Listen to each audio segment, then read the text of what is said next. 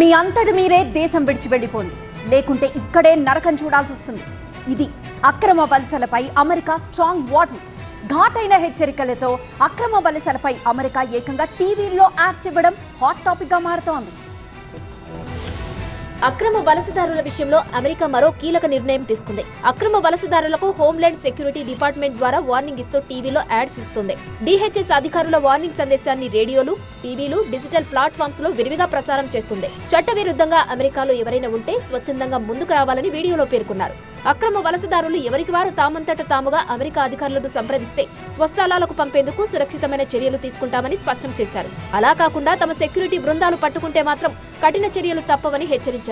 Security అధికారులకు పట్టుబడ్డ అక్రమ వలసదారులను America బహిష్కరిస్తుందని, ఎప్పటికీ అమెరికా రాలేరని తెలిపారు. కానీ ఇప్పుడు వెళ్లిపోతే ఎప్పుడైనా అమెరికా వచ్చేందుకు, చట్టబద్ధంగా వచ్చి అమెరికాలో జీవించేందుకు అవకాశాలు ఉంటాయని వీడియో సందేశం ద్వారా ప్రచారం చేస్తున్నారు.